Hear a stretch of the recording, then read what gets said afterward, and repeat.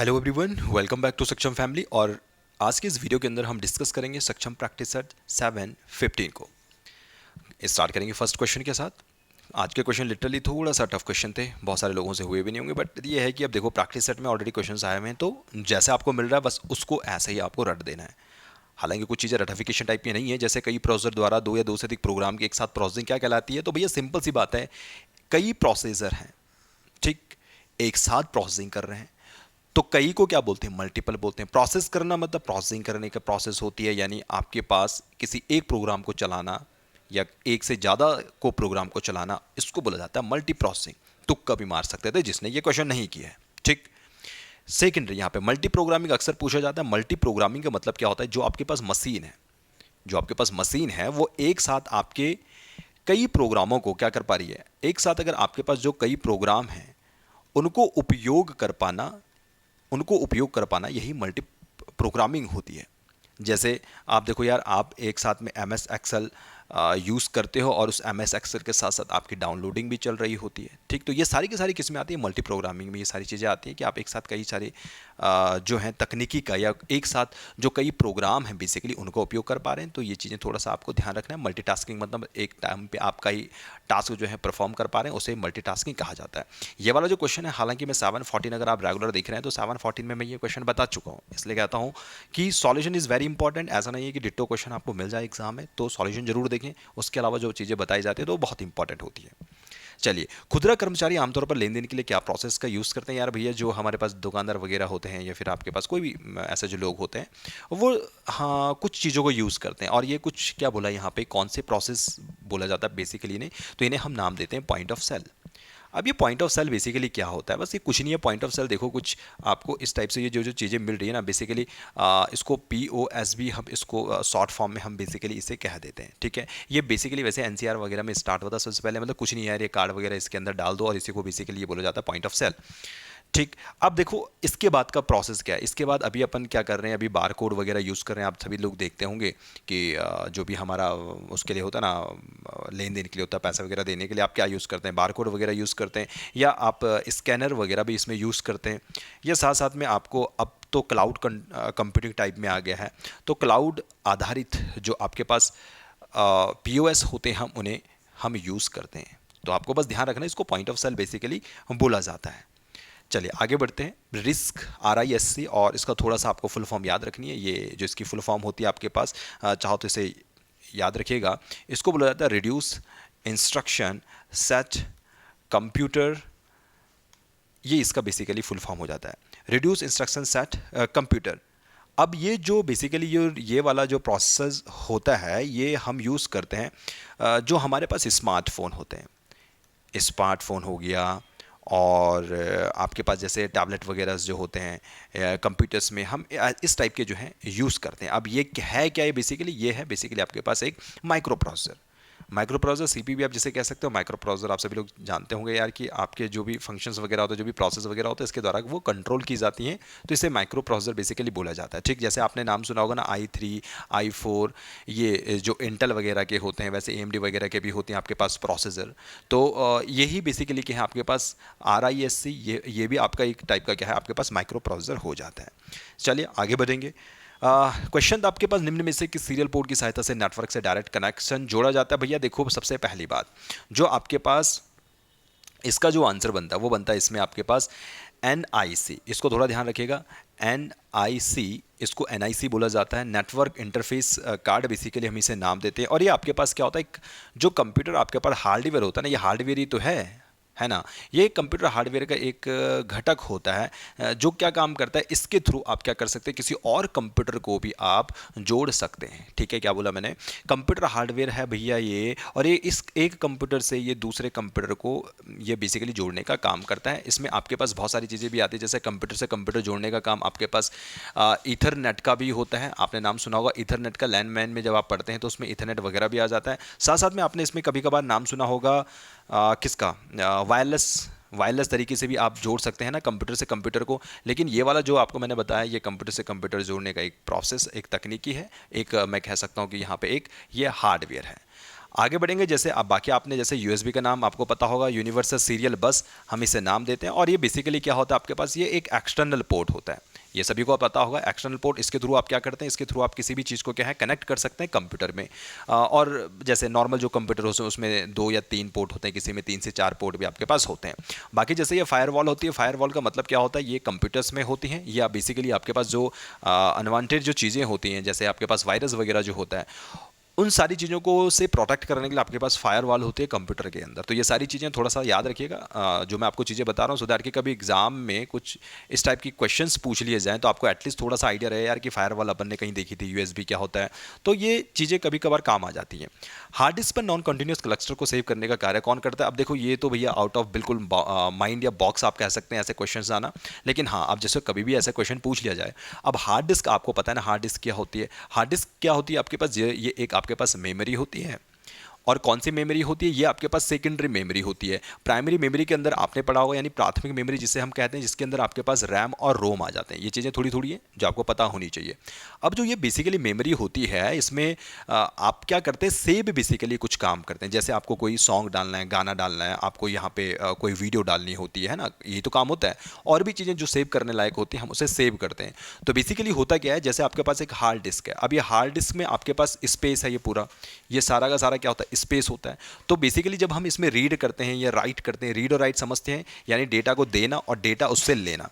क्योंकि आप जैसे पेन ड्राइव होती है ना, तो पेन ड्राइव में डेटा देते भी हो, उससे हटाते भी हो, तो सीरियल वाइज बेसिकली क्या होता है, वहाँ पे सेव होता है। जैसे आपने कुछ चीज़ यहाँ पे डाली तो पहले वो इस पे सेव होगा, फिर इसके पीछे से एक आप कोई और डेटा डाल रहे हो, फिर वो यहाँ पे जाके सेव होगा, फिर एक और डेटा डाल रहे हो, ऐसे सेव होता है ये सीरियल वाइज, ठीक है ना। तो इस बेसिकली इस प्रोसेस को क्या बोला जाता है, इसको बोला जाता है हमें फ्रेगमेंटेड फाइल्स, बेसिकली हम इसे नाम देते हैं। क्लस्टर फाइल हम नहीं बोलेंगे, इसको फ्रेगमेंटेड फाइल बोलेंगे।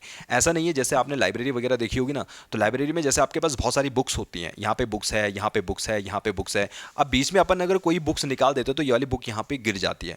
तो बेसिकली होता क्या है, यहाँ पे जो आप डेटा देते हैं या फिर जो सेव करने का काम आता है, तो वो 1 बाय 1 होता है। पहले एक सेव होगा, फिर दूसरा सेव होगा, फिर तीसरा सेव होगा।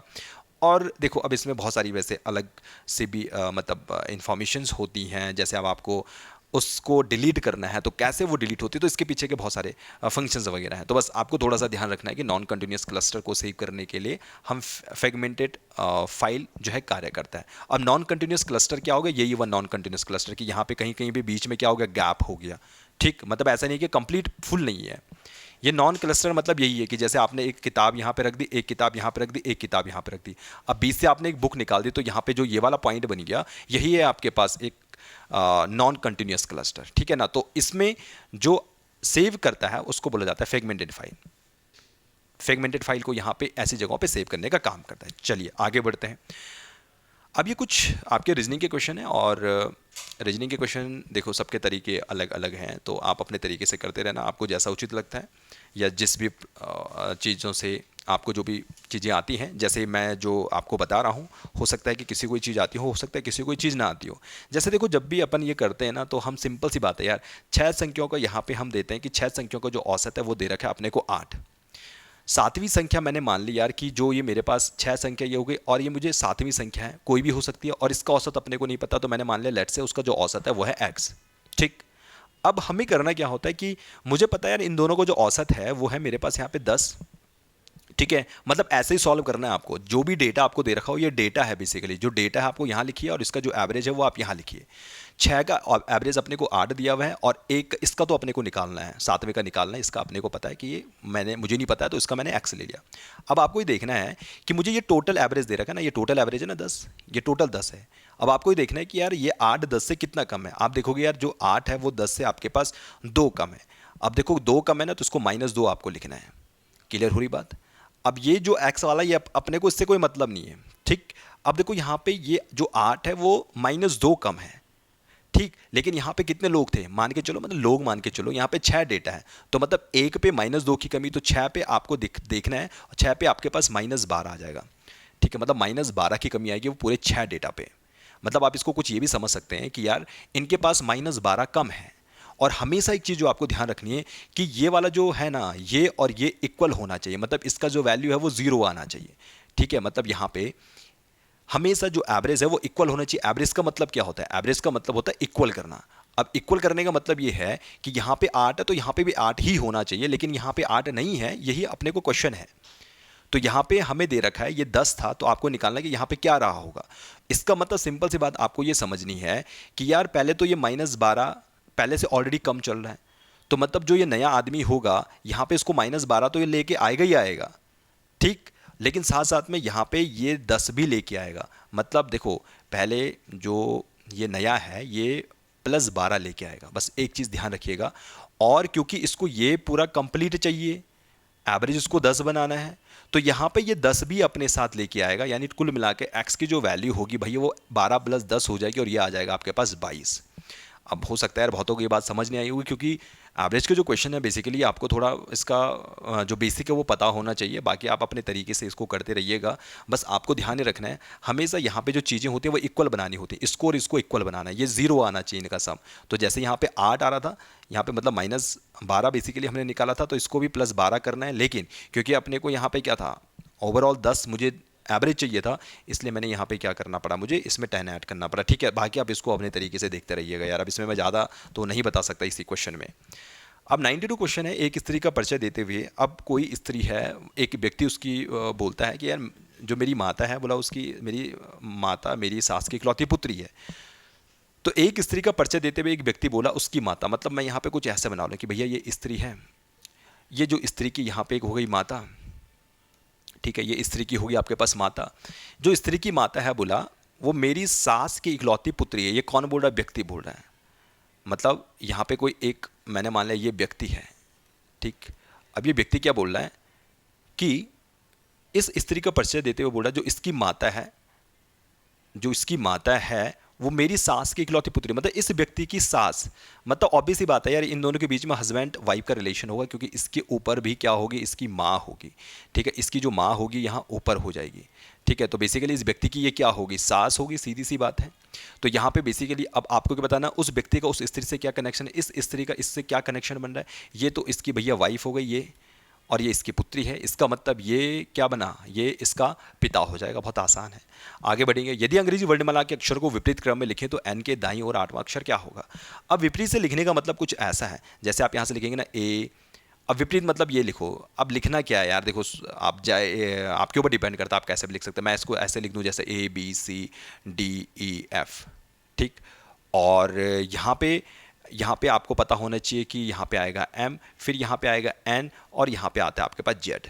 अब इसने क्या बोला, यदि अंग्रेजी वर्णमाला के अक्षर को विपरीत क्रम में लिखें तो N के दाईं ओर 8वां अक्षर, यानी मैं इसको 1 से काउंट करना शुरू करूं तो N से यहाँ से आपको बताना है दाईं ओर मतलब इस डायरेक्शन में आप चलोगे तो यहाँ पे 1 M 2 3 4 5 6 7 8, ओके। तो यहाँ पे 8वां बेसिकली यहाँ पे आ जाता है, ठीक है। तो मतलब इसका जो आंसर बनेगा वो क्या बनेगा आपके पास, यहाँ पे F इसका यहाँ पे आंसर बन जाता है, ठीक है। उम्मीद करता हूँ कि बात समझ में आई होगी, कुछ नहीं करना है।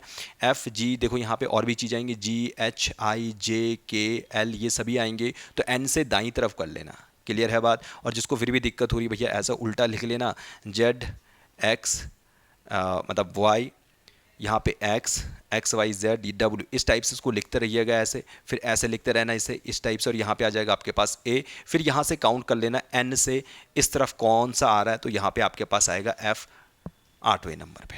चलिए आगे बढ़ेंगे। सप्ताह के पहले दिनों का औसत तापमान 23 डिग्री। अच्छा इसको मैं वैसे ही करवा रहा हूँ जैसे मैं पहले करवाता, ठीक है। जैसे हम यहाँ पे लिख रहे हैं कि डेटा, अपने पास डेटा क्या है, पहले 3 दिन, देखो पहले 3 दिन, अब यहाँ पे एवरेज लिख दो। पहले 3 दिनों का जो एवरेज है आपके पास वह है 23, ठीक। अगले 3 दिन, जो अगले 3 दिन हैं, अगले 3 दिन इसका जो एवरेज आ रहा है आपके पास 24 आ रहा है। पूरे सप्ताह का औसत तापमान 23.5 है, यानी 3 3 6 एक दिन यहाँ पे और होगा, और अंतिम दिन का तापमान क्या होगा ना, तो अपने को ये वाला निकालना है इसका, और इसका कंप्लीट जो एवरेज अपने को पता है वह आपके पास कितना, पूरे सप्ताह का जो तापमान है वह है 23.5, ये एवरेज हमें दिया हुआ है, क्लियर। अब सिंपल सी बात है, करना क्या है, अगेन वही करना पड़ेगा आपको, हमें चेक करना है 23.5 से 23 कितना कम है। तो आप सभी लोग जानते हैं यार कि मतलब -0.5 कम है ना, ये -0.5 कम है ये। तो देखो यहाँ पे एक पे -0.5, क्योंकि यहाँ पे 3 डेटा था तो इसको मल्टीप्लाई आप 3 कर सकते हैं, तो यहाँ पे जो बेसिकली आपके पास आएगा वो आपके पास आ जाएगा -1.5। सेम इसको भी कुछ ऐसे ही करेंगे, ये 24 है यानी ये 0.5 ज़्यादा है, 3 से मल्टीप्लाई कर लेंगे तो यहाँ पे आपके पास आएगा +1.5, सेम वही जो मैंने अभी पीछे ये प्रोसेस की थी वही आपको करना है। ठीक, अब यहाँ पे देखो ये दोनों के दोनों क्या हो जाएंगे, यहाँ पे इन दोनों का जो सम आ रहा है वो आ रहा है 0। क्लियर, इन दोनों का सम क्या आ रहा है, 0 आ रहा है। मतलब यहाँ पे इस x में ना आप कुछ लाओगे ना आप कुछ दोगे, यहाँ पे कुछ लाना नहीं है। अगर आपके पास यहाँ पे नेगेटिव होता ना, जैसे पहले वाले क्वेश्चन में आया था, तो यहाँ पे आपको कुछ चीज़ें जोड़नी पड़ती। अब क्योंकि यहाँ पे एवरेज बोल रहा है तीनों का एवरेज 23.5 है, तो मतलब यहाँ पे जो x की वैल्यू आएगी वो 23.5 आएगी, बस दैट्स इट। ठीक, क्यों, क्योंकि यहाँ पे ये ऑलरेडी कंडीशन जो है वो 0 हो चुकी है। अब हो सकता अगर -1 यहाँ पे आता तो भैया इसके साथ आपको यहाँ पे इसको भी ऐड करना पड़ता, तब आपके पास आंसर ये बन रहा होता।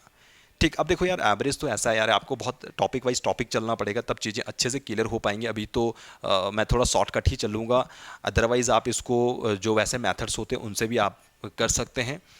बाकी चलिए लेट्स सी, देखते हैं। अगर कुछ ऐसा वीडियो आएगा एवरेज वगैरह के लिए तो मुझे फिर चीज़ें पहले से करवानी पड़ेंगी, है ना। कि ये पूरा यार मैथमेटिकल वाला पार्ट होता है तो इसको बहुत अच्छे से सीखना पड़ेगा।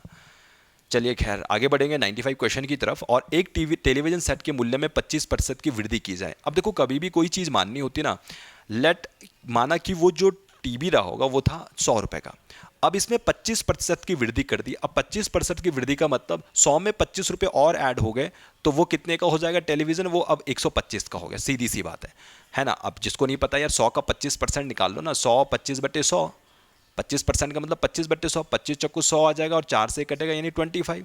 तो मतलब 100 में 25 जोड़ दोगे तो 125 आएगा, सीधी सी बात है।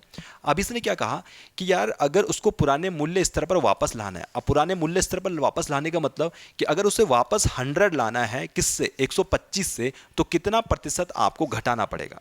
तो देखो यहाँ पे इसका मूल्य कितना था, 125। अब 125 में बड़ा कितना था, ये 25 है ना। अब डिवाइड बाय अगर आप इसको 100 करेंगे तो 25 पंजे 125 और यहाँ पे कितना आ जाएगा 20, यानी आपको वहाँ पे कितना करना पड़ेगा, 20% बेसिकली करना पड़ेगा। तो 20% आपके पास आंसर आ गया। ठीक, अब देखो बहुत हो गया, समझ नहीं आएगा तो इसको समझने की कोशिश करना। सिंपल सी बात है कि यार मुझे इसको ओरिजिनल जो उसका मूल्य है, मतलब उसका जो ओरिजिनल प्राइस था, मतलब 125 था ना, नहीं सॉरी, ओरिजिनल कितना था, 100 था, 100 था, क्योंकि पहले 25% बढ़ाया तो 125 हुआ। अभी अपने को उसको ओरिजिनल पे लाना है, तो 125 का अगर आप करते हैं 20%, 125 का अगर आप करते हैं 20%, 20/100, तो 20 पंजे 100 आ जाएगा। और देखो यहाँ पे कितना आ जाएगा, 5 10 5 पंजे 25। तो देखो यहाँ पे 25 से ही तो घटाओगे, तो जब 125 से 25 घटाओगे तो आपको मिलेगा यहाँ पे 100। ठीक, तो मतलब सीधी सी बात है यार, 20% आ जाएगा। मैंने यहाँ पे डायरेक्टली, आप चाहो तो इसको क्वेश्चन से भी निकाल सकते थे। अब ये थोड़ा मैथमेटिक्स का पार्ट है, अगर आपको मैथ्स नहीं आती है, आई एम श्योर कि ये चीज़ें आपको वैसे पता होनी चाहिए, छोटी छोटी चीज़ें हैं, लेकिन नहीं समझ में आ रहा है तो इसके लिए आपको मैथ्स ही सीखनी पड़ेगी। इसके लिए तो मैं एक क्वेश्चन में आपको चीज़ें नहीं सिखा सकता हूँ। बस सिंपल तरीका, भाई 25 को बढ़ाया, यहाँ पे एक हमने क्या 25 को बढ़ाया तो ये मिला 125। अभी ये बोल रहा है कि ओरिजिनल लाना है, मतलब अगेन आपको 100 लाना है। तो भैया हमें सिंपल सा करना है, क्या है, 125 का अगर आप सिंपल 20% करोगे तब आपको अगेन 100 मिलेगा। यही था इसमें 20 इसका आंसर। आगे बढ़ेंगे 96 क्वेश्चन की तरफ। कुछ एज वाले क्वेश्चन है। अब इसके भी बहुत सारे तरीके हैं। अब देखो अपना अपना तरीका देखो, इसमें क्या है। इसने कहा वर्तमान में माया और रश्मि के आयु का अनुपात जो है, ये आपके पास माया हो गई, यहाँ पे रश्मि हो गई। वर्तमान में जो इनका आयु का अनुपात है वह है 6:5। क्लियर। और ये बोल रहा है 15 वर्ष बाद, यानी 15 ईयर्स लेटर इसका जो अनुपात हो जाएगा वो हो जाएगा 9:8। ठीक, अब हमेशा एक चीज़ ध्यान रखो कि देखो कभी भी हो ना, ये आपके पास सेम होना चाहिए। मतलब 6 और 5 के बीच में और 9 और 8 के बीच में जो इनका मैं कहूँगा डिफरेंस, 6 में से 5 गए 1 बचेगा, 9 में से 8 गए तो 1 बचेगा। हमेशा इनके बीच में होना चाहिए पहले डिफरेंस सेम, है ना। जैसे हो सकता है एक ए है एक बी है, अगर आज एक ए 10 साल का है बी 15 साल का है, तो कितने भी साल आगे चले जाना इनके बीच में डिफरेंस हमेशा सेम रहेगा। क्लियर है बात। तो इनके बीच का जो अनुपात आएगा वो भी हमेशा सेम आएगा। अब करना क्या था यहाँ पे, सिंपल सी बात ये है कि हमें दिया हुआ है, देखो ये 5 से हो गया 8, ये कितना हो गया 5 से हो गया 8, मतलब कितना साल बढ़ा, ये 3 ईयर बढ़ा। अब समझना इस चीज़ को, ये एक्चुअल में अनुपात में ये 3 साल बढ़ा और ये 3 साल जो था वो कितने के इक्वल रखेंगे हम, 15 साल के इक्वल रखेंगे। क्योंकि इसने क्या बोला था यहाँ पे कि ये 15 वर्ष बाद ये क्या हो रहा है, 9:8 हो रहा है। तो यानी 3 ईयर जो इनके बीच का जो बेसिकली जब ये रेशियो में है तो 3 साल जो है वो 15 के इक्वल है। तो ये 1 ईयर कितने इक्वल आ जाएगा ये, या इसको देखो ये 1 यूनिट बेसिकली हम इसे कहते हैं कि भैया ये 1 यूनिट में हो जाएगा आपके पास 5, है ना। अब सिंपल सी बात ये है कि भैया जब 1 यूनिट की वैल्यू 5 है तो माया है 6, तो 6 गुणा 5 तो आपके पास आ जाएगा यहाँ पे 30, तो यहाँ पे कितना आ जाएगा आपके पास 30 ईयर बेसिकली आ जाएगा। रश्मि बोला होता तो रश्मि के साथ करते आप 5 × 5 तो मिलता आपको 25, तो रश्मि आ जाती है आपके पास 25। 15 साल की बात करता तो यहाँ पे 5 से इसको मल्टीप्लाई करते तो 45 आता, रश्मि का निकालना होता तो 5 से मल्टीप्लाई करते 40 आ जाता। तो ऐसे बेसिकली आपको करना था। तो अभी तो आपको जो आंसर मिलेगा कुछ इस टाइप से आपको ये मिलने वाला है। क्लियर है बात। तो उम्मीद करता हूँ यहाँ पे सिंपल सी बात है भैया कि आपके यहाँ पे क्या होगा कि यहाँ पे ये 3 यूनिट, ईयर भी मत करना, इसको करने के अलग अलग तरीके होते। 3 यूनिट मैं यहाँ पे 15 के इक्वल मान रहा हूँ, 1 यूनिट 5 हो गया, माया का निकालने के डायरेक्टली मल्टीप्लाई कर दो, आंसर आपके पास होगा। 97 की तरफ चलेंगे। इस क्वेश्चन में क्या था, देखो बहुत अच्छा है, लॉजिकल वाला क्वेश्चन है। कैसे था ये समझना इस चीज़ को। देखो एक कुछ छोटे हैं, कुछ बड़े हैं, कुछ छोटे हैं, कुछ बड़े हैं। अब कुछ छोटे हैं बड़े क्या लगा रहे हो आप इसमें दिमाग। यहाँ पे सिंपल था, या 3 और 1 4, 6 और 2 8, 5 + 2 7, और यहाँ पे 0 + 1, यहाँ पे कितना मिलेगा 5 मिलेगा। क्लियर, मतलब कैसे 1 + 0 + 4 तो ये मिलेगा 5, तो मतलब यहाँ पे 5 इसका आंसर बनता है। 98 क्वेश्चन की तरफ चलेंगे। क्वेश्चन आंख बंद करके, ये 5 से 5 कट ही रहा था, 3 इसमें बेसिकली आंसर आ रहा होगा। कैसे, देखो 5 नॉर्थ डायरेक्शन में चलेगा, प्लस होगा, सीधी सी बात है। फिर ये दाएं मुड़ रहा है, देखो ना, ये नॉर्थ डायरेक्शन में चलेगा 5, फिर ये इस डायरेक्शन में मुड़ा, मतलब यहाँ पे प्लस, अगेन आपके पास आ जाएगा 3 ईस्ट। फिर ये क्या बोल रहा है, फिर से दाएं मुड़ रहा है, मतलब अब ये इस डायरेक्शन में आ रहा होगा, ये वाली नेगेटिव डायरेक्शन होती है। तो ये 5 किलोमीटर यानी यहाँ पे आपके पास मिलेगा 5 साउथ डायरेक्शन में। ठीक, अब ये 5 नॉर्थ से 5 साउथ कट गया, ये 3 ईस्ट बचा यार, आंसर हो गया खत्म। ठीक है ना। तो ये ऐसे क्वेश्चन करने होते हैं। 99 क्वेश्चन पे अगर ध्यान देंगे कि यार ये देखो, अगर ये एस से टी बन रहा है, क्या बन रहा है, ये एस से टी बन रहा है। अब देखो ई को ई ही लिखा, ई को ई ही लिखा, एस से टी बना, ई को ई ही लिखा, और आई में आपको एक और आगे आना है जे। मतलब कैसे, ई के बाद आगे आ जाएगा आपके पास एफ, और ए को लिखा है सेम ए, जैसे यहाँ पे इस वाले में ई को यहाँ पे ई ही लिखा गया था। आई से एक ऊपर आ जाएगा, यानी आई से एक जो अल्फ़ाबेट है ऊपर जे। इसी टाइप से आर के बाद आपके पास आ जाएगा एस। क्लियर। तो एफ ए एस कहाँ पे है आपके पास, ये पहले वाले में एफ ए एस है, तो हो जाएगा, कोई प्रॉब्लम नहीं है। ठीक है, क्योंकि यहाँ पे एम के बाद क्या आता है, उसके बाद एम के बाद आता है आपके पास एन, और ओ को सेम लिखा हुआ है। सेम इसी टाइप से आपके पास डी को डी ही लिखा गया होगा, तो देखो लास्ट में डी ही है ना, एस से एक आगे आ जाओ तो आई है ना, तो ये इस टाइप से आंसर हो जाता है। आज का लास्ट क्वेश्चन, ये थोड़ा क्वेश्चन दिमागदार था, कैसे घुमाया गया क्वेश्चन, इस चीज़ को देखना। देखो यहाँ पे 624 है ना भाई, तो ये 624 को ही उल्टा लिख दिया बस, कि पहले 4 लिख दिया, फिर 2 लिख दिया, फिर 6 लिख दिया। मतलब पहले ये लिखा, फिर दूसरे नंबर पे ये लिख दिया, और तीसरे नंबर पे ये लिख दिया, और यही सारी चीज़ ये है। सेम इसको भी ऐसे ही करना है भाई। यहाँ पे जो लास्ट वाला था, पहले 5 लिखो, फिर 4 लिखो, फिर 7 लिखो, और आंसर यहाँ पे आपके पास होता है। क्लियर है बात। तो इन क्वेश्चंस को लगाने का मतलब ये है कि आपको एक लॉजिक समझ में आया यार, कि ऐसे भी इस तरीके से जो है वो क्वेश्चन सॉल्व हो सकता था। और यही चीज़ है जो आपको सीखनी है और अपने कहीं ना कहीं नोट करनी है, ताकि कभी ऐसे एग्जाम में क्वेश्चन पूछ लिया गया तो आपके दिमाग में हो यार, अपने के पास एक ऐसा भी कोई लॉजिक होता है और आप इजीली कर सकते हैं। तो आज की वीडियो में इतना ही, हम मिलेंगे एक और नई वीडियो के साथ। तब तक के लिए bye bye, take care and thanks to all.